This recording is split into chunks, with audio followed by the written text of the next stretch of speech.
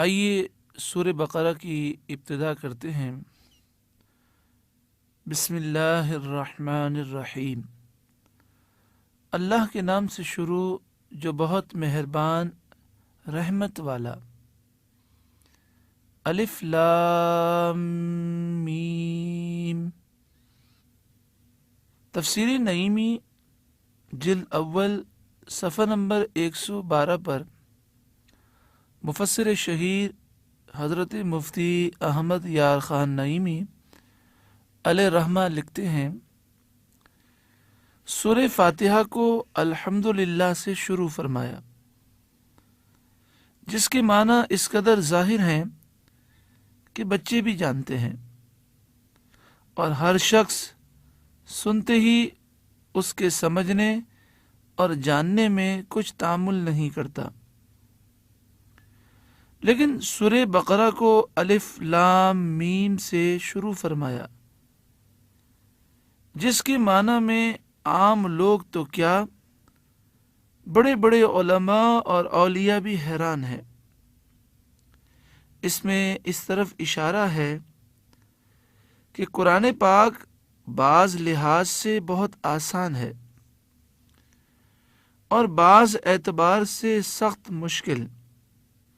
اس کے بعض ظاہری معنی تو اس قدر آسان ہیں کہ سن کر ہی سمجھ میں آ جاتے ہیں، اور بعض اسرار و رموز اس قدر دشوار ہیں کہ جس کے لیے عقل انسانی کافی نہیں ہوتی۔ لہذا سورہ بقرہ کی ابتدا الف لام میم سے ہوئی، جس کو سن کر انسان اپنی عاجزی کا اقرار کرے اور کہہ اٹھے، سبحانک لا علم لنا الا ما علمتنا، اے مالک تجھے پاکی ہے، ہمارے پاس کچھ علم نہیں مگر وہی جو تو نے ہمیں سکھایا۔ الف لام میم کے معنی کیا ہیں؟ علامہ بیضاوی تفسیر بیضاوی جلد اول صفحہ نمبر 178 پر لکھتے ہیں کہ خلفائے راشدین اور دیگر صحابہ کی مراد یہ ہے کہ یہ حروف مقطعات اللہ تعالیٰ اور اس کے رسول صلی اللہ علیہ وآلہ وسلم کے درمیان اسرار، رموز اور راز ہیں، یعنی ان کے معنی صرف اللہ جانتا ہے اور اللہ کی عطا سے اس کے محبوب صلی اللہ علیہ وآلہ وسلم جانتے ہیں۔ اسی مفہوم کو علامہ آلوسی نے روح المعانی جلد اول صفحہ نمبر 100 پر بیان کیا، اور علامہ ملا جیون علیہ رحمہ نے نور الانوار صفحہ نمبر 93 پر، اور علامہ قاضی ثناء اللہ نے تفسیر مظہری جلد اول صفحہ نمبر 14 پر لکھا ہے۔ ان حروف کو حروف مقطعات کہتے ہیں، یعنی الف، لام اور میم یہ الگ الگ حروف ہیں۔ الف سے کیا مراد ہے، لام کا اشارہ کس طرف ہے، میم کا اشارہ کس طرف ہے، یہ ایک راز ہے جو ہم جانتے نہیں ہیں۔ آگے ارشاد فرمایا، ذالک الکتاب لا ریب، وہ بلند رتبہ کتاب قرآن کوئی شک کی جگہ نہیں۔ اعلی حضرت امام اہل سنت امام احمد رضا علیہ الرحمہ کے خلیفہ صدر الافاضل سید مولانا نعیم الدین مراد آبادی علیہ رحمہ تفسیر خزائن العرفان میں لکھتے ہیں، اس لیے کہ شک اس میں ہوتا ہے جس پر دلیل نہ ہو۔ قرآن پاک ایسی واضح اور قوی دلیلیں رکھتا ہے جو عاقل، منصف، عقل مند، انصاف کرنے والے کو اس کے اللہ کی کتاب اور حق ہونے کے یقین پر مجبور کرتی ہے، تو یہ کتاب کسی طرح قابل شک نہیں، یعنی اس کتاب میں کسی شک کی گنجائش نہیں۔ جس طرح اندھے کے انکار سے سورج کا وجود مشتبہ نہیں ہوتا، ایسے جس کا دل سیاہ ہو اور جو دشمن ہو، اس کے شک اور انکار سے یہ کتاب مشکوک نہیں ہو سکتی۔ آگے ارشاد فرمایا فیہ ھدی للمتقین، اس کتاب میں متقیوں کے لیے، پرہیزگاروں کے لیے ہدایت ہے۔ حضرت صدر الافاضل فرماتے ہیں اگرچہ قرآن پاک کی ہدایت ہر ناظر، ہر پڑھنے والے کے لیے، سننے والے کے لیے عام ہے، مومن ہو یا کافر، جیسا کہ دوسری آیت میں فرمایا ھدی للناس، لیکن چونکہ انتفاع اس سے اہل تقوی کو ہوتا ہے، یعنی چونکہ فائدہ اس سے متقی لوگ ہی اٹھاتے ہیں، اس لیے ھدی للمتقین ارشاد ہوا، یعنی یہ قرآن متقیوں کے لیے ہدایت ہے۔ جیسے کہتے ہیں بارش سبزے کے لیے ہے، یعنی منتفع اس سے سبزہ ہوتا ہے، بارش سے فائدہ سبزہ اٹھاتا ہے۔ اگرچہ بارش برستی ہے ہر قسم کی زمین پر، چاہے وہ بنجر ہو، چاہے وہ سرسب و شاداب ہو۔ یہاں پہ قرآن مجید فقان حمید نے متقی لوگوں کی شان و عظمت کو بیان فرمایا کہ فیہ ھدی للمتقین، اس کتاب میں پرہیزگاروں، متقیوں کے لیے ہدایت ہے۔ تقوی کے بارے میں تفسیر کبیر پہلی جلد صفحہ نمبر 268 پر امام فخر الدین رازی علیہ رحمہ، جن کا سن وصال 606 ہجری ہے، آپ لکھتے ہیں وَعْلَمْ، تو جان لے، ان مقام التقوی مقام شریف، بے شک تقوی کا مقام بڑا عظمت والا مقام ہے۔ قال تعالی، اللہ تعالی نے فرمایا ان اللہ مع الذین اتقوا، بے شک اللہ متقیوں کے ساتھ ہے، والذین هم محسنون، اور اللہ ان لوگوں کے ساتھ ہے جو نیکی کرنے والے ہیں۔ سورہ نحل آیت نمبر 128۔ وقال، اور اللہ تعالی نے ارشاد فرمایا ان اکرمکم عند اللہ اتقاکم، سورہ حجرات آیت نمبر 13، بے شک اللہ کی بارگاہ میں تم میں سب سے زیادہ معزز، عزت والا وہ ہے جو تم میں زیادہ متقی، پرہیزگار ہے۔ وعن ابن عباس رضی اللہ عنہما قال علیہ السلام، حضرت عبداللہ بن عباس رضی اللہ تعالی عنہما سے روایت ہے، سرکار دو عالم صلی اللہ علیہ وآلہ وسلم نے ارشاد فرمایا من احب ان یکون اکرم الناس فلیتق اللہ، جو یہ چاہتا ہو کہ سارے لوگوں میں سب سے زیادہ معزز بن جائے تو اسے چاہیے کہ وہ اللہ سے ڈرے۔ ومن احب ان یکون اقوی الناس فلیتوکل علی اللہ، اور جو یہ چاہتا ہو کہ سارے لوگوں میں سب سے زیادہ طاقتور بن جائے، اسے چاہیے کہ وہ اللہ پر بھروسہ کرے۔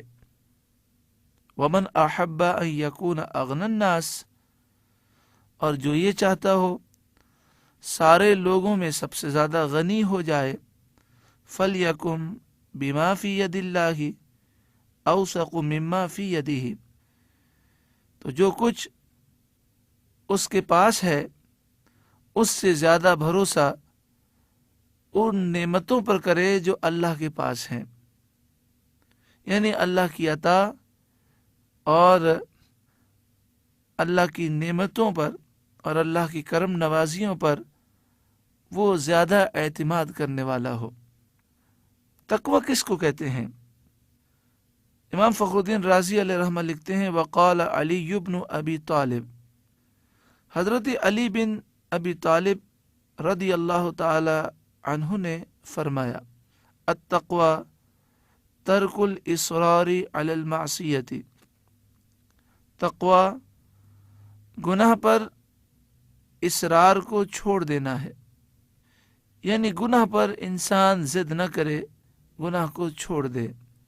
وترک الاغترار بالطاعت، اور تقوی اس چیز کا نام ہے کہ عبادت پر وہ غرور نہ کرے۔ وقال ابراہیم بن ادم، حضرت ابراہیم بن ادم فرماتے ہیں التقوی اللہ یجد الخلق فی لسانک عیبا، تقوی اس چیز کا نام ہے کہ اللہ کی مخلوق تیری زبان میں کوئی عیب نہ پائے، یعنی تیری زبان سے کوئی ایسی بات نہ نکلے جسے لوگ برا سمجھیں۔ وَلِلْمَلَائِكَةُ فِي أَفْعَالِكَ عَيْبًا، اور تقوی اس چیز کا نام ہے کہ فرشتے تیرے کاموں میں کوئی عیب نہ دیکھیں۔ وَلَا مَلِكُ الْعَرْشِ فِي سِرِّكَ عَيْبًا، اور تقوی یہ ہے کہ اللہ تعالیٰ تیرے باطن میں، تیرے دل میں کوئی عیب نہ پائے۔ وقال الوافدی، حضرت وافدی علیہ رحمہ نے فرمایا التقوی ان تزین سرک للحق کما زینت ظاہرک للخلق، تقوی اس چیز کا نام ہے کہ جس طرح تو اپنے ظاہر کو مخلوق کے لیے سجاتا ہے، ایسے اپنے باطن کو اللہ کے لیے مزین کر۔ وَيُقَالُ، اور کہا جاتا ہے التقوی اللہ یراک مولاک حیث نہاک، تقوی اس چیز کا نام ہے کہ تجھے تیرا مولا وہاں نہ دیکھے جہاں اس نے منع فرمایا ہے، یعنی جس کام سے اللہ نے منع کیا ہے تو وہ کام نہ کر، اس کا نام تقوی ہے۔ وَيُقَالُ، اور کہا جاتا ہے المتقی من سلک سبیل المصطفیٰ، متقی وہ ہوتا ہے جو مصطفیٰ کریم صلی اللہ علیہ وسلم کے راستے پر چلتا ہے۔ وَنَبَذَ الدُّنْيَا وَرَاءَ الْقَفَا، اور دنیا کو پیٹھ پیچھے پھینک دیتا ہے۔ وَكَلَّفَ نَفْسَهُ الْإِخْلَاصَ وَالْوَفَاءَ، اور اپنے نفس کو اخلاص اور وفاداری کے زیور سے مزین کرتا ہے۔ وَاجْتَنَبَ الْحَرَامَ وَالْجَفَاءَ، حرام اور گناہ سے وہ بچتا ہے۔ وَلَوْ لَمْ يَكُنْ لِلْمُتَّقِي فَضِيلَةٌ إِلَّا مَا فِي قَوْلِهِ تَعَالَى هُدًى لِلْمُتَّقِينَ كَفَاهُ، اگر متقی کے لیے اور کوئی فضیلت نہ ہوتی تو صرف اللہ کا یہ فرمان ہدی للمتقین ہی اس کے لیے کافی تھا۔ لأنه تعالى بين أن القرآن هدى للناس في قوله شهر رمضان الذي أنزل فيه القرآن هدى للناس، اس لیے کہ اللہ تعالیٰ نے واضح بیان فرمایا کہ قرآن لوگوں کے لیے ہدایت ہے، جیسا کہ سورہ بقرہ آیت نمبر 185 میں ہے شہر رمضان الذی انزل فیہ القرآن، رمضان کا وہ مہینہ جس میں قرآن اتارا گیا، ہدی للناس، یہ لوگوں کے لیے ہدایت ہے۔ ثم قال ہا ہنا فی القرآن فیہ ہدی للمتقین، پھر یہاں پر قرآن میں اللہ نے فرمایا کہ قرآن میں متقیوں کے لیے ہدایت ہے۔ فہذا يدل على ان المتقین هم كل الناس فمن لا يكون متقیا كأنه ليس بإنسان، تو اس سے یہ پتہ چلا کہ متقی ہی انسان ہے اور جو متقی نہیں گویا کہ وہ انسان ہی نہیں۔ یہ حضرت امام فخر الدین رازی علیہ رحمہ نے جو تفسیر کبیر میں لکھا وہ ہم نے آپ کے سامنے پیش کیا۔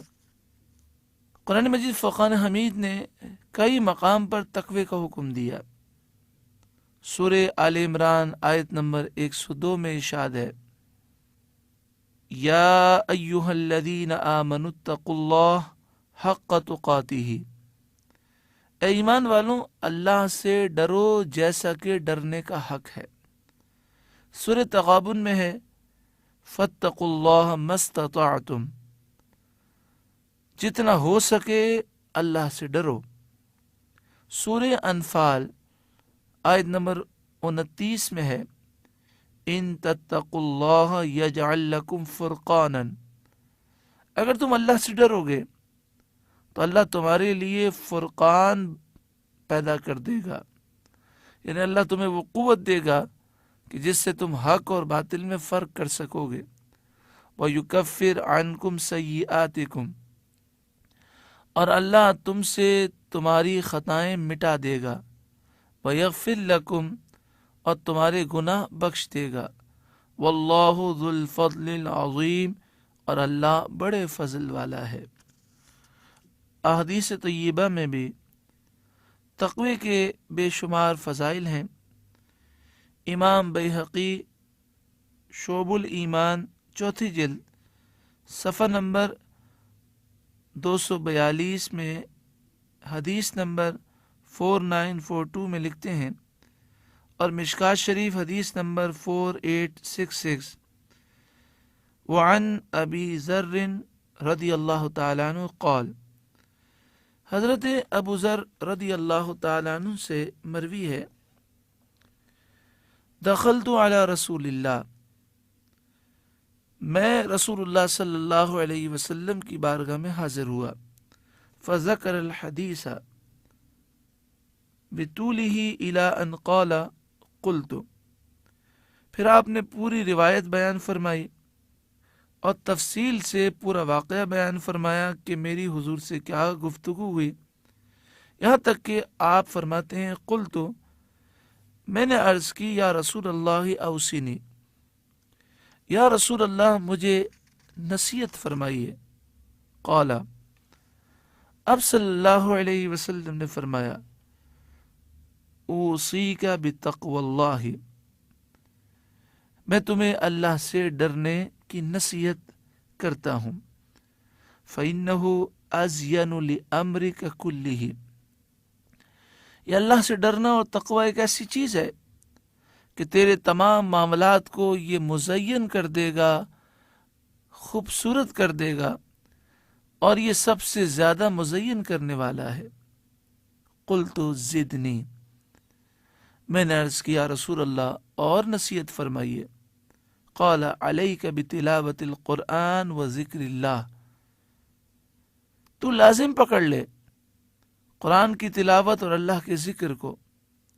فَإِنَّهُ ذِكْرٌ لَكَ فِي السَّمَاءِ، قرآن کی تلاوت اور اللہ کا ذکر یہ تیرے لیے آسمان میں چرچے کا باعث ہے، تیرا چرچا آسمانوں میں ہوگا۔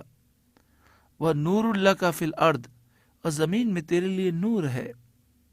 قُلْتُ زِدْنِی، میں نے عرض کیا، رسول اللہ اور نصیحت فرمائیے۔ قال علیک بطول الصمت، آپ نے فرمایا تو طویل خاموشی کو اختیار کر۔ فَإِنَّهُ مَطْرَدَةٌ لِلشَّيْطَانِ، یہ شیطان کو بھگانے والی ہے۔ وَعَوْنٌ لَكَ عَلَى أَمْرِ دِينِكَ، اور دینی کاموں میں تیری مددگار ہے۔ قُلْتُ زِدْنِی، میں نے عرض کیا، رسول اللہ اور نصیحت فرمائیے۔ قال، آپ نے فرمایا، ایاک وکثرۃ الضحک، زیادہ ہنسنے سے تو بچ۔ فإنه یمیت القلب، بے شک زیادہ ہنسنا دل کو مردہ کر دیتا ہے۔ وَيَذْهَبُ بِنُورِ الْوَجْهِ، اور چہرے کے نور کو ختم کر دیتا ہے۔ قلت زدنی، میں نے عرض کیا رسول اللہ اور نصیحت فرمائیے۔ قال قل الحق وإن كان مرا، آپ نے فرمایا حق بات کہے اگرچہ کڑوی ہو۔ قلت زدنی، میں نے عرض کیا رسول اللہ اور نصیحت فرمائیے۔ قال لا تخف فی اللہ لومۃ لائم، اللہ کے دین کے معاملات میں ملامت کرنے والے کی ملامت سے کوئی خوف نہ کر۔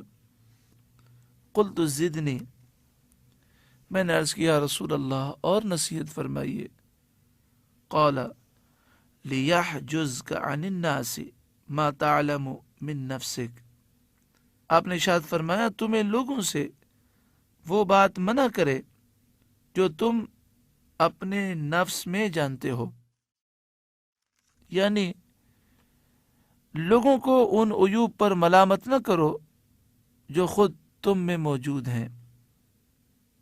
یہاں ملامت کرنے سے منع کیا گیا، ہاں نیکی کا حکم دینا اور برائی سے روکنا ہر ایک پر ضروری ہے۔ اس حدیث پاک میں آپ دیکھیں کہ سب سے پہلے سرکار دو عالم صلی اللہ علیہ وسلم نے تقوی کا ذکر فرمایا اور فرمایا تقوی تیرے سارے معاملات کو سب سے زیادہ مزین کرنے والا ہے۔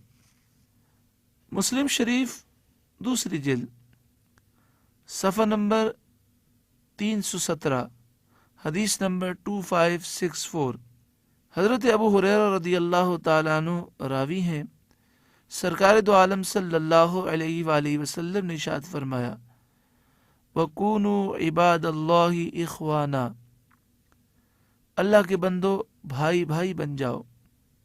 المسلم اخو المسلم، مسلمان مسلمان کا بھائی ہے۔ لا یظلمہ، اس پر ظلم نہ کرے۔ ولا یحقرہ، اس کو حقیر نہ جانے۔ ولا یخذلہ، اس کو رسوا نہ کرے۔ التقوی ہاہنا، تقوی یہاں ہے۔ وَيُشِيرُ إِلَى صَدْرِهِ 3 مرات، آپ نے 3 دفعہ فرمایا اور اپنے سینے کی طرف اشارہ فرمایا۔ بِحَسْبِ امْرِئٍ مِّنَ الشَّرِّ أَن يَحْقِرَ أَخَاهُ الْمُسْلِمَ، کسی شخص کے برا ہونے کے لیے یہ کافی ہے کہ وہ اپنے مسلمان بھائی کو برا سمجھے۔ سنن دارمی دوسری جلد صفحہ نمبر 212 پر ہے، حضرت انس رضی اللہ تعالیٰ عنہ راوی ہیں، سرکار دو عالم صلی اللہ علیہ وآلہ وسلم نے ارشاد فرمایا تمہارا رب یہ فرماتا ہے کہ میں ہی اس بات کا مستحق ہوں کہ مجھ سے ڈرا جائے، سو جو شخص مجھ سے ڈرے گا تو میری شان یہ ہے کہ میں اس کو بخش دوں گا۔ دارمی شریف دوسری جلد صفحہ نمبر 213 پر حضرت ابو ذر رضی اللہ تعالی عنہ راوی ہیں، سرکار دو عالم صلی اللہ علیہ وآلہ وسلم نے ارشاد فرمایا مجھے ایک ایسی آیت کا علم ہے کہ اگر لوگ صرف اسی آیت پر عمل کر لیں تو وہ ان کے لیے کافی ہوگی۔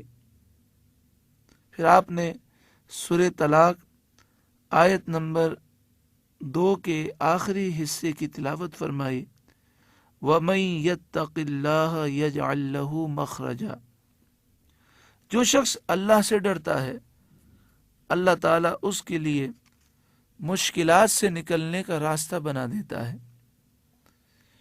مسند امام احمد بن حنبل 5ویں جلد صفحہ نمبر 411 پر ہے، سرکار دو عالم صلی اللہ علیہ وآلہ وسلم نے ارشاد فرمایا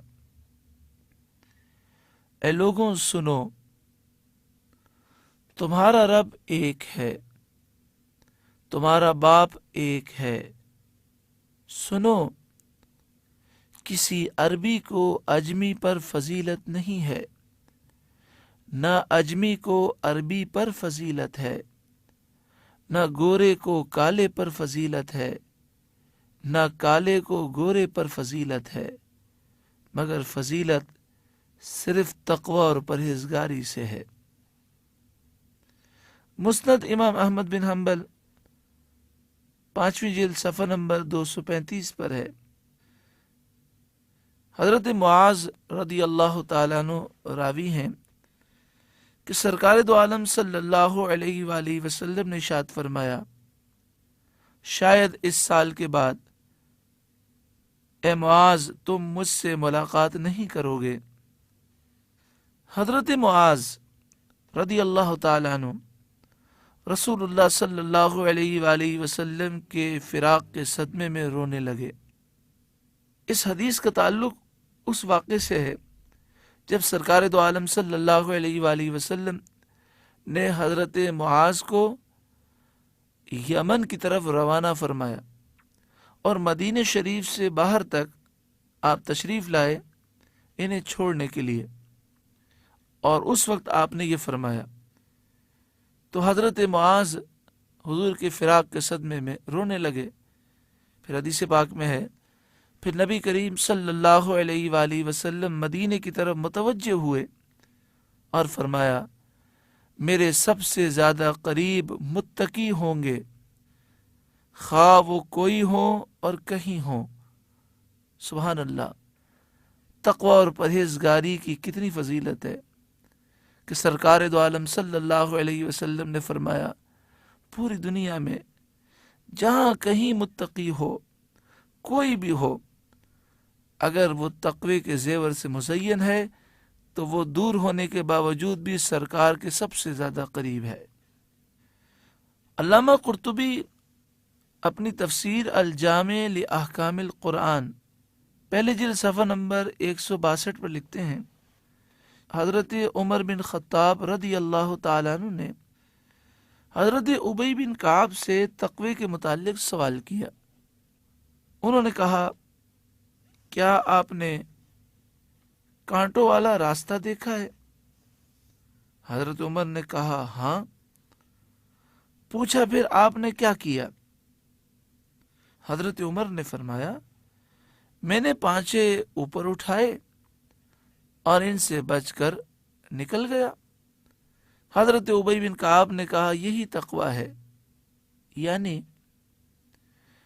चारों तरफ गुनाहों के कांटे हैं, उन कांटों से बचकर जन्नत की राह की तरफ निकलना है। हज़रत उबई बिन काब ने कहा, यही तक़वा है। हज़रत अबू दरदा ने फरमाया, तक़वा हर किस्म की खैर का जामे है और ये वो चीज़ है जिसकी अल्लाह ने अव्वलीन और आखिरीन को सख्त ताकीद फरमाई है। आला हज़रत इमाम अहले सुन्नत इमाम अहमद रज़ा अलैहि रहमा के खलीफा सदरुल अफादिल हज़रत अल्लामा मौलाना सैयद नईमुद्दीन मुराद आबादी अलैहि रहमा तफसीर ख़ज़ाइनुल इरफान में लिखते हैं, तक़वे के मरातिब बहुत हैं। अवाम का तक़वा ईमान लाकर कुफ्र से बचना, मुतवस्सितीन का तक़वा अवामिर व नवाही की इताअत करना, यानी आम लोगों का तक़वा ये है कि ईमान लाकर कुफ्र से बच जाए, और जो मुतवस्सितीन है वो अल्लाह और उसके रसूल की फरमाबरदारी करते हैं, जिन चीज़ों का हुक्म दिया गया उस पर अमल करते हैं और जिन चीज़ों से मना किया गया उससे बचते हैं। और आगे फरमाते हैं, खवास का तक़वा ये है कि हर ऐसी चीज़ को छोड़ देना जो अल्लाह ताला से गाफिल करे। फिर फरमाते हैं, हज़रत मुतरजिम यानी आला हज़रत इमाम अहले सुन्नत क़ुद्दिसा सिर्रुहु ने फरमाया, तक़वा 7 किस्म का है। नंबर 1, कुफ्र से बचना, یہ بفضل ہی تعالی ہر مسلمان کو حاصل ہے۔ نمبر 2، بد مذہبی سے بچنا، یہ ہر سنی کو نصیب ہے۔ نمبر 3، ہر کبیرہ گناہ سے بچنا۔ نمبر 4، ہر صغیرہ گناہ سے بچنا۔ نمبر 5، شبہ والی چیزوں سے بچنا۔ نمبر 6، شہوات و لذتوں سے بچنا۔ نمبر 7، غیر کی طرف التفات اور توجہ کرنے سے بچنا۔ یہ اخص الخواص کا منصب ہے، اور قرآن عظیم 7 مرتبوں کا ہادی ہے، یعنی قرآن مجید فرقان حمید میں تقوی کی 7 قسموں کا بیان ہے۔ آگے ارشاد فرمایا الذین یؤمنون بالغیب، متقی، پرہیزگار، اللہ سے ڈرنے والے وہ ہیں جو بے دیکھے ایمان لائیں۔ وَيُقِيمُونَ الصَّلَاةَ، اور نماز قائم رکھیں۔ وَمِمَّا رَزَقْنَاهُمْ يُنْفِقُونَ، اور ہماری دی ہوئی روزی میں سے ہماری راہ میں خرچ کریں۔ الذین یؤمنون بالغیب کے تحت حضرت صدر الافاضل نے تفسیر خزائن العرفان میں فرمایا، یہاں سے مفلحون تک آیتیں ان مومنین کے حق میں ہیں جو ظاہراً اور باطناً ایمان والے ہیں، یعنی سچے مومنوں کے لیے ہیں۔ اس کے بعد 2 آیتیں ان کافروں کے بارے میں ہیں جو کھلے کافر ہیں، ظاہراً بھی کافر ہیں اور باطناً بھی کافر ہیں۔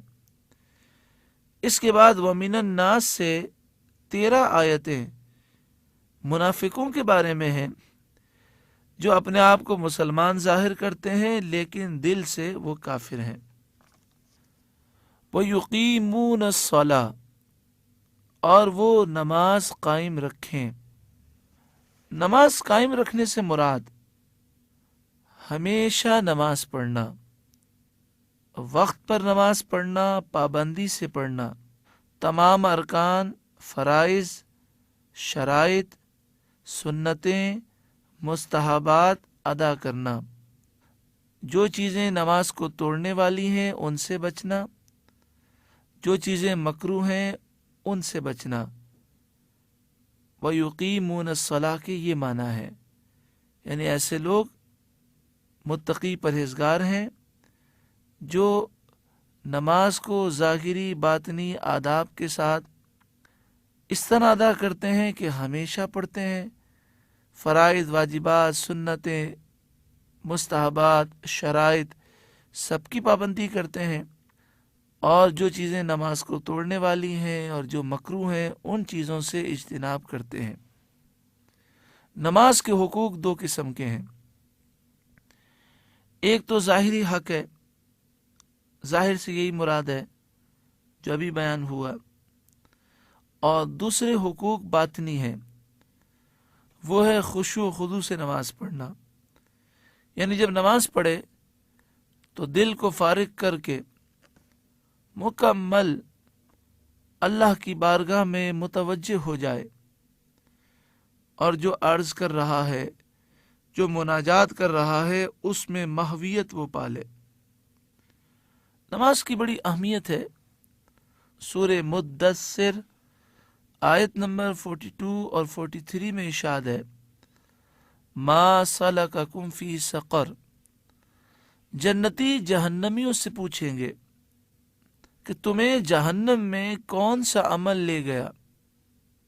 قالوا لم نک من المصلین، وہ کہیں گے ہم نماز نہیں پڑھتے تھے۔ سورہ روم آیت نمبر 31 میں ارشاد ہے، وَأَقِیمُوا الصَّلَاةَ، اور نماز قائم کرو، وَلَا تَکُونُوا مِنَ الْمُشْرِکِینَ، اور مشرکوں میں سے نہ ہو۔ آپ دیکھیں، انداز دیکھیں، فرمایا نماز قائم کرو اور مشرکوں میں سے نہ ہو، یعنی بے نمازی مشرکوں سے مشابہت رکھنے والا ہے۔ مسلم شریف پہلی جلد صفحہ نمبر 61 پر ہے، حضرت جابر رضی اللہ تعالیٰ عنہ راوی ہیں، سرکار دو عالم صلی اللہ علیہ وسلم نے ارشاد فرمایا، کسی شخص اور اس کے کفر و شرک کے درمیان نماز کو ترک کرنا ہے، یعنی نماز کو چھوڑ دینا کافروں اور مشرکوں کا کام ہے۔ سنن نسائی پہلی جلد صفحہ نمبر 82 پر ہے، بندے سے قیامت کے دن سب سے پہلے جس چیز کا حساب لیا جائے گا وہ نماز ہے۔ آئیے ہم اللہ کی بارگاہ میں سچی پکی توبہ کریں اور یہ عزم کریں کہ اب ہماری کوئی نماز قضا نہیں ہوگی، ہم نماز کو ظاہری باطنی آداب کے ساتھ بجا لائیں گے۔ جو پچھلی نمازیں قضا ہو گئیں انشاءاللہ انہیں بھی ہم ادا کریں گے۔ آگے ارشاد فرمایا، وَمِمَّا رَزَقْنَاهُمْ يُنْفِقُونَ، اور ہماری دی ہوئی روزی میں سے ہماری راہ میں خرچ کریں۔ یہاں پر مفسرین فرماتے ہیں کہ یہاں یہ نہیں فرمایا گیا کہ اپنے مال میں سے خرچ کریں، بلکہ فرمایا مما رزقناہم، جو ہم نے مال انہیں دیا اسی میں سے خرچ کریں۔ تو اس میں اشارہ اس طرف ہے کہ مال تمہارا پیدا کیا ہوا نہیں، ہمارا عطا فرمایا ہوا ہے، اس کو اگر ہمارے حکم سے ہماری راہ میں خرچ نہ کرو تو تم نہایت ہی کنجوس ہو، اور یہ کنجوسی نہایت ہی بری چیز ہے۔ آگے ارشاد فرمایا، والذین یؤمنون بما انزل الیک، اور متقی پرہیزگار وہ لوگ ہیں جو ایمان لائیں اس پر جو اے محبوب آپ کی طرف اترا، وما انزل من قبلک، اور اس پر ایمان لائیں جو آپ سے پہلے اترا۔ اس آیت کریمہ کے تحت تفسیر خزائن العرفان میں ہے، جس طرح قرآن پاک پر ایمان لانا ہر مکلف پر فرض ہے، اسی طرح کتب سابقہ پر ایمان لانا بھی ضروری ہے، جو اللہ تعالیٰ نے حضور علیہ الصلاۃ والسلام سے پہلے انبیاء علیہ السلام پر نازل فرمائی۔ یعنی ہم پر ضروری یہ ہے کہ ہم اس طرح ایمان رکھیں کہ اللہ تعالیٰ نے جتنے نبیوں پر جتنی کتابیں اور صحیفے نازل فرمائے ہمارا سب پر ایمان ہے۔ البتہ ان کے جو احکام ہماری شریعت میں منسوخ ہو گئے ان پر عمل درست نہیں، مگر ایمان ضروری ہے۔ مثلا پچھلی شریعتوں میں بیت المقدس قبلہ تھا، اس پر ایمان لانا تو ہمارے لیے ضروری ہے، یعنی ہم مانتے ہیں کہ پچھلی شریعتوں میں بیت المقدس قبلہ تھا، مگر نماز میں بیت المقدس کی طرف منہ کرنا جائز نہیں کہ اب یہ قبلہ منسوخ ہو گیا اور بیت اللہ قبلہ ہماری شریعت میں بن چکا ہے۔ آگے ارشاد فرمایا، وَبِالْآخِرَةِ هُمْ يُوقِنُونَ، اور متقی لوگ آخرت پر یقین رکھتے ہیں۔ متقی وہ ہیں جو آخرت پر یقین رکھیں، جسے یقین ہوتا ہے اور جس کے تصور میں آخرت ہوتی ہے، اور یہ تصور ہوتا ہے کہ مجھے مرنا ہے اور مرنے کے بعد رب کے حضور حاضر ہونا ہے، جواب دینا ہے، تو پھر ایسا شخص گناہ نہیں کرتا، پھر ایسا شخص اپنی اس قلیل بے وفا فانی دنیا کو سب کچھ نہیں سمجھتا۔ وہ یہ تصور کرتا ہے کہ لمحہ بلمحہ ہم موت کے قریب ہوتے جا رہے ہیں اور موت اچانک آئے گی، اس کا ایک وقت مقرر ہے لیکن ہم نہیں جانتے۔ دانا سمجھدار وہی ہوتا ہے کہ وہ اس طرح زندگی گزارے کہ جب قبر و آخرت کا معاملہ اس کے سامنے آئے تو اسے شرمندگی نہ ہو۔ اللہ تعالی ہمیں ایسی پاکیزہ زندگی عطا فرمائے۔ آگے ارشاد فرمایا اولئک علی ھدی من ربہم،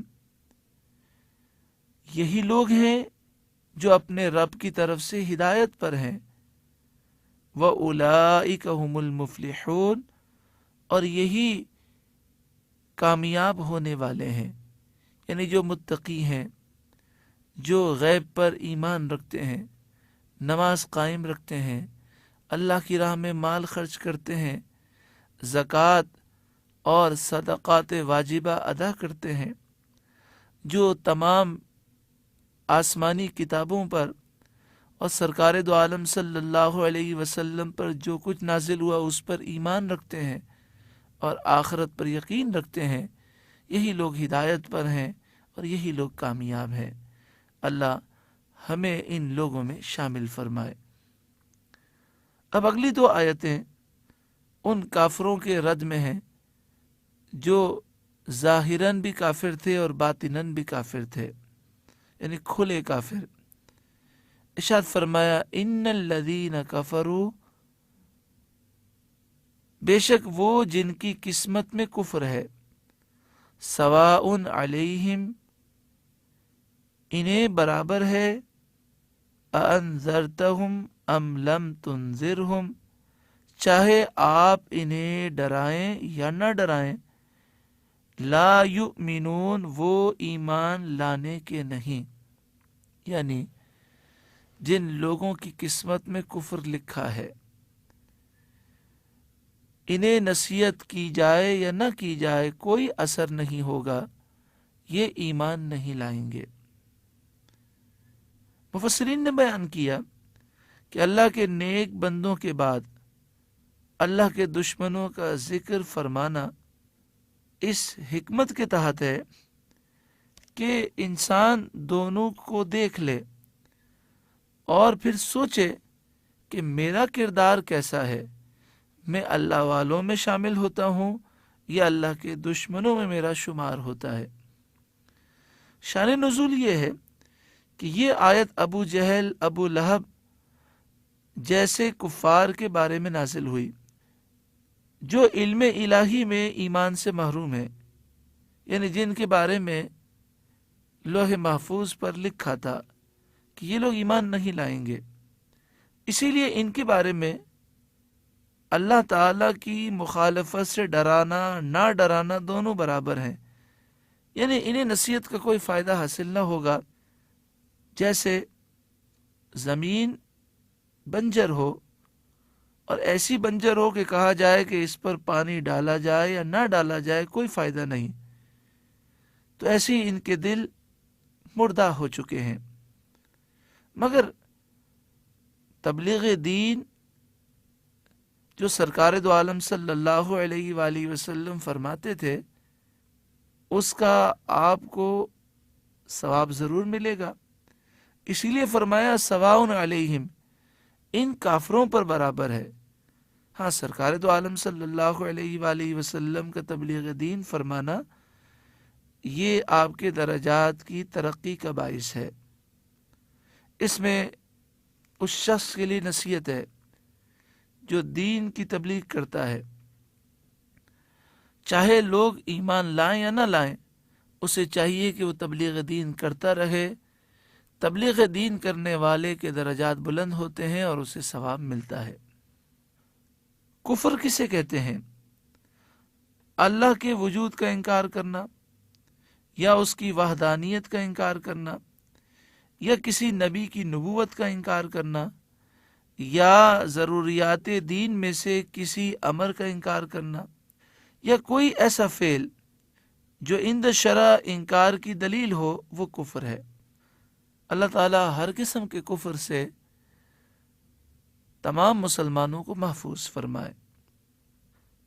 آگے ان کے ایمان نہ لانے کی وجہ بیان کی جا رہی ہے، ختم اللہ علی قلوبہم، اللہ نے ان کے دلوں پر مہر لگا دی، وعلی سمعہم، اور ان کے کانوں پر مہر لگا دی، وعلی ابصارہم غشاوہ، اور ان کی آنکھوں پر پردہ ہے، وَلَهُمْ عَذَابٌ عَظِيمٌ، اور ان کے لیے بڑا عذاب ہے۔ یہاں مہر لگانے سے مراد یہ ہے کہ ان کے دل مردہ ہو چکے ہیں، کفر کر کر کے اس کفر کے مرض نے ان کے دلوں کو، ان کے کانوں کو اور ان کی آنکھوں کو مردہ کر دیا۔ جیسے یوں کہا جائے کہ کسی شخص نے خودکشی کر لی اور اپنے آپ کو اوپر سے گرا دیا، اب کہا جائے کہ اب اسے دوائی کوئی فائدہ نہ دے گی اور یہ مرنے کے قریب ہو گیا۔ ایسے ہی رسول اللہ سے دشمنی کر کے انہوں نے اپنے دل کو، اپنے کانوں کو اور اپنی آنکھوں کو ایکسپائر کر دیا، برباد کر دیا۔ ہم اللہ تعالیٰ سے پناہ مانگتے ہیں اس بات سے کہ ہمارے دل مردہ ہوں۔ اللہ ہمارے دلوں کو مردہ ہونے سے محفوظ فرمائے۔ تفسیر خزائن العرفان میں لکھا، خلاصہ مطلب یہ ہے کہ کفار دلالت و گمراہی میں ایسے ڈوبے ہوئے ہیں کہ حق کے دیکھنے، سننے، سمجھنے سے اس طرح محروم ہو گئے جیسے کسی کے دل کانوں پر مہر لگی ہو اور آنکھوں پر پردہ پڑا ہو۔ تفسیر نعیمی پہلی جلد صفحہ نمبر 155 پر مفسر شہیر حضرت علامہ مولانا مفتی احمد یار خان نعیمی علیہ رحمہ لکھتے ہیں، ختمہ کے معنی ہے چھپانا اور مضبوط کرنا اور انتہا کو پہنچنا۔ مہر لگانے کو ختم اس واسطے کہتے ہیں کہ اس کی وجہ سے اندر کی چیز لوگوں کی نگاہوں سے چھپا دی جاتی ہے۔ مثلا کسی شخص نے کسی چیز کا پارسل کیا تو اس کو تھیلے میں بھر کر اس پر لاکھ وغیرہ کی مہر لگا دی، جس سے کوئی اس کو راستے میں کھول نہ سکے۔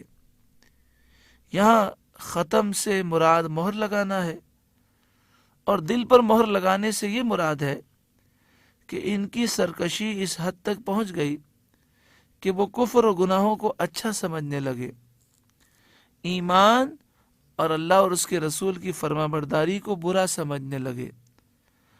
کافر سرداروں کی طرف انہیں رغبت ہوئی اور انبیاء اور اولیاء سے بے رغبتی کرنے لگے۔ اب ان کے دلوں کا حال ایسا ہو گیا کہ نہ ان سے کفر نکل سکتا ہے اور نہ ان تک حق جا سکتا ہے، جیسا کہ مہر والا پارسل، نہ تو اس میں سے کوئی چیز نکل سکے اور نہ کوئی چیز باہر سے جا سکے۔ قرآن کریم نے اس حالت کو یہاں ختم سے بیان فرمایا۔ اسی حالت کو دوسری جگہ طوبیہ سے بیان فرمایا۔ سورہ منافقون آیت نمبر 3 میں ارشاد ہے، فَطُبِعَ عَلَى قُلُوبِهِمْ، ان کے دلوں پر مہر لگا دی گئی، جس کے معنی ہے چھاپنا۔ تیسری جگہ اس حالت کو اس طرح بیان فرمایا، سورہ کہف آیت نمبر 28، اغفلنا قلبہ، ہم نے اس کے دل کو غافل کر دیا۔ سورہ مائدہ آیت نمبر 13 میں قاسیتاً فرمایا، جس کے معنی ہے سخت کرنا۔ سورہ مطففین آیت نمبر 14 میں فرمایا، ران علی قلوبہم، ان کے دلوں پر زنگ ہے۔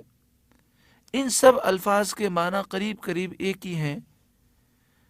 دل پر کفر کی مہر لگ جانا حقیقت میں اللہ کا عذاب ہے۔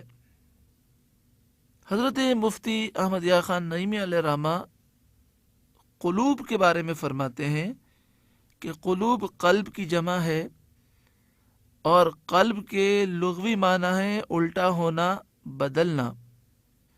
دل کو بھی قلب اس لیے کہتے ہیں کہ اس کا حال ہر وقت بدلتا رہتا ہے، ذرا دیر میں متقی بنتا ہے، تھوڑی دیر میں بدکار ہو جاتا ہے، کبھی دل خوش ہوتا ہے تو کبھی غمگین ہو جاتا ہے۔ ہماری زبان میں تو قلب اس گوشت کے لوتھڑے کا نام ہے جو کلی کی شکل میں ہے اور سینے کے بائیں طرف لٹکا ہوا ہے۔ روح اسی گوشت میں پیدا ہوتی ہے، اسی سے شریانیں رگوں کے ذریعے ہر عضو میں پہنچ جاتی ہیں۔ یہی ہر جاندار کی زندگی کی اصل ہے۔ لیکن شریعت میں دل اس ربانی عطیے کا نام ہے جس کا تعلق اسی گوشت سے ہے۔ اسی عطیے پر انسانیت موقوف ہے، اسی سے رب کی فرما برداری اور شریعت کی پابندی ہوتی ہے۔ قرآن کریم میں قلب کے اکثر یہی معنی مراد ہوتے ہیں۔ جس طرح اس گوشت کے ساتھ جان قائم ہے، اسی طرح اس گوشت کے اندر جو ربانی عطیہ ہے اس کے ساتھ ایمان قائم ہے۔ اسی ربانی عطیے پر الہام الہی ہوتا ہے، اور یہی دلیلوں سے نتیجہ معلوم کرتا ہے۔ اسی کو سورہ قاف آیت نمبر 37 میں بیان کیا گیا، ان فی ذالک لذکری لمن کان لہ قلب۔ بے شک اس قرآن میں اس کے لیے نصیحت ہے جس کا دل ہے۔ یہاں دل سے مراد گوشت کے اس لوتھڑے کے اندر جو ربانی عطیہ اور نعمت ہے وہ مراد ہے، اور کہیں اسے نفس کہا گیا، جیسے سورہ شمس آیت نمبر 7 میں فرمایا، وَنَفْسٍ وَمَا سَوَّاهَا، نفس کی قسم اور جس نے اسے درست کیا اس کی قسم۔ یہاں نفس سے مراد وہی ربانی عطیہ ہے، اور کہیں اسے روح فرمایا، جیسے سورہ اسراء آیت نمبر 85 میں ہے، قُلِ الرُّوحُ مِنْ أَمْرِ رَبِّي، آپ فرما دیجئے روح میرے رب کا امر ہے۔ یعنی خلاصہ کلام یہ ہوا کہ ایک تو وہ دل ہے، وہ قلب ہے کہ جسے ہم سمجھتے ہیں گوشت کا لوتھڑا ہے، اور وہ ہر وقت دھڑکتا رہتا ہے۔ اس کے اندر ایک وہ صلاحیت ہے جس سے انسان حق اور باطل میں فرق کرتا ہے۔ اسی بات کو مولانا جامی علیہ رحمہ نے اپنے ایک شعر میں فرمایا، جس کا خلاصہ یہ ہے کہ یہ دل جو گوشت کا لوتھڑا ہے یہ تو پنجرہ ہے اس ربانی عطیے کی کہ جو دل کے اندر ہے۔ اردو میں بھی کبھی کبھی بولا جاتا ہے فلاں آدمی بڑے دل والا ہے۔ وہاں دل سے یہی مراد ہے کہ جو اللہ تعالیٰ نے دل کے اندر الہام اور سمجھنے کی صلاحیت پیدا کی ہے۔ یہی معنی اس آیت میں مراد ہے۔ تو آیت کا مطلب یہ ہوا کہ وہ دل اللہ کا فضل تھا، اور جو کہ ہر انسان کو ہدایت پر رہنے اور رب کو پہچاننے کے لیے عطا فرمایا گیا تھا، اور جو ذوق شوق اور کشف کا سرچشمہ تھا، اور جو کہ ایمان کے رہنے کی جگہ اور اس کا برتن تھا۔ جب اس پر ہی کفر کی مہر لگ گئی اور کفر سے وہ اس قدر بھر گیا کہ اس میں ایمان کی جگہ ہی نہ رہی، تو اب ان کے ایمان کی کیا امید ہے؟ ان تمام باتوں سے معلوم یہ ہوا کہ کفر کرنے سے، گناہ کرنے سے یہ دل کی کیفیت بدلتی ہے۔ اللہ تعالی ہمیں ہر قسم کے کفر سے اور گناہ سے محفوظ فرمائے۔ سنن ابن ماجہ صفحہ نمبر 313 پر اور مسند امام احمد بن حنبل دوسری جلد صفحہ نمبر 497 پر ہے۔ حضرت ابو ہریرہ رضی اللہ تعالیٰ عنہ سے روایت ہے، سرکار دو عالم صلی اللہ علیہ وآلہ وسلم نے ارشاد فرمایا، جب کوئی مومن کوئی گناہ کرتا ہے تو اس کے دل میں ایک سیاہ نشان ہو جاتا ہے، بس اگر وہ توجہ کرے، اس گناہ سے باز آئے اور استغفار کرے تو اس کا دل صاف ہو جاتا ہے، اور اگر وہ زیادہ گناہ کرے تو وہ سیاہ نشان زیادہ ہو جاتے ہیں۔ اور یہی وہ زنگ ہے جس کا اللہ تعالیٰ نے اپنی کتاب میں ذکر فرمایا ہے۔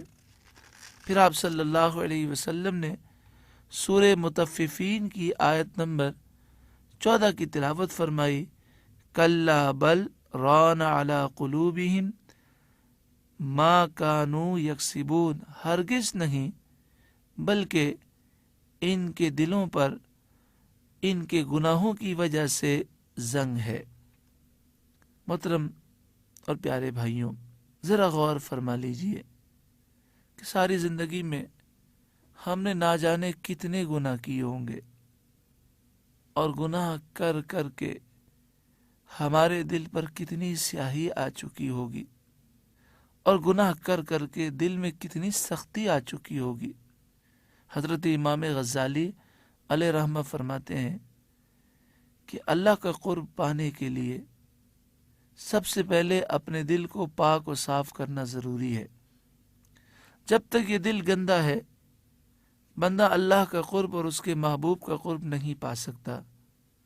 حضرت امام غزالی علیہ رحمہ نے فرمایا، دل کی صفائی کا ایک طریقہ ہے کہ بندہ اللہ کی بارگاہ میں سچی پکی توبہ کرے، اور توبہ کی شرائط میں پہلی شرط یہ ہے کہ جو گناہ اس نے کیے ہیں ان گناہوں کو گناہ سمجھے اور شرمندہ ہو سکے تو اس پر ندامت کی آنسو بہائے، اللہ کی بارگاہ میں سچی پکی توبہ کرے، اور یہ پختہ ارادہ کرے کہ مالک اب میں یہ گناہ کبھی نہیں کروں گا، اور پھر جو اللہ کے حقوق اور بندوں کے حقوق اس پر باقی ہیں وہ ادا کرنے کی کوشش کرے۔ جو نماز روزہ وغیرہ باقی ہیں وہ ادا کرے، جو مسلمانوں کے حقوق غصب کیے ہیں، کسی کا مال لوٹ لیا ہے، کسی کا قرضہ دبا لیا ہے تو وہ واپس کرے، لوگوں سے معافی مانگے اور بار بار استغفار کرے، تو اس کی برکت سے اس کا دل اجیالہ ہو جائے گا اور دل کا زنگ دور ہو جائے گا۔ پیارا آقا صلی اللہ علیہ وآلہ وسلم نے ہمیں حکم دیا کہ ہم دن میں 100 مرتبہ استغفار کریں، یعنی 100 مرتبہ اللہ کی بارگاہ میں سچی پکی توبہ کریں۔ یہ یاد رکھیں، جب بھی توبہ کریں اس وقت یہ نیت ضروری ہے کہ اب میں یہ گناہ کبھی نہیں کروں گا۔ ہاں، اگر اس وقت تو نیت تھی کہ میں کبھی نہیں کروں گا، پھر شیطان نے گناہ کرا دیا، تو جب توبہ کی تھی وہ توبہ قبول ہو گئی، اب شیطان نے گناہ کرا دیا تو نامہ اعمال میں یہ گناہ لکھا ہے، پھر سچی پکی توبہ کریں۔ حضرت امام غزالی علیہ رحمہ فرماتے ہیں کہ توبہ کی یہ برکت ہے کہ جب انسان سچی پکی توبہ کرتا ہے اور یہ عزم کرتا ہے کہ اب میں کبھی گناہ نہیں کروں گا، تو سارے گناہ اس کے معاف ہو جاتے ہیں اور گناہ نیکیوں میں تبدیل ہو جاتے ہیں۔ پھر فرماتے ہیں حضرت امام غزالی کہ اگر پھر شیطان کوئی گناہ کرانے میں کامیاب ہو گیا تو پچھلے گناہ تو معاف ہو گئے، اب وہی گناہ ہے جو نامہ اعمال میں اب لکھا ہے، پھر سچی پکی توبہ کرے۔ ہاں، یہ ضرور ہے کہ جب توبہ کرے تو اس وقت پختہ ارادہ ہو کہ اب میں کبھی گناہ نہیں کروں گا۔ پیارے بھائیوں اور بہنوں، اگر ہم نے توبہ نہ کی اور گناہ کرتے رہے تو گناہ کر کر کے ہمارا دل سخت ہوتا جائے گا، اور بسا اوقات گناہ کرنے کی وجہ سے انسان کفر کی طرف چلا جاتا ہے، اور بسا اوقات اس کا دل اتنا سخت ہو جاتا ہے کہ اس کے دل پر مہر لگ جاتی ہے اور پھر ایمان کی توفیق نہیں ملتی اور اس کا خاتمہ کفر پر ہوتا ہے۔ اگر ایسا ہو جائے تو بربادی ہے، تباہی ہے۔ آئیے ہم اللہ کی بارگاہ میں توبہ کریں۔ استغفر اللہ ربی من کل ذنب واتوب الیہ، استغفر اللہ ربی من کل ذنب واتوب الیہ، استغفر اللہ ربی من کل ذنب واتوب الیہ۔ اللہ تعالی ہماری توبہ قبول فرمائے اور ہمیں نفس و شیطان پر غلبہ عطا فرمائے اور ہمیں دنیا اور آخرت میں کامیاب زندگی عطا فرمائے۔ آمین ثم آمین بجاہ سید المرسلین صلی اللہ علیہ وسلم۔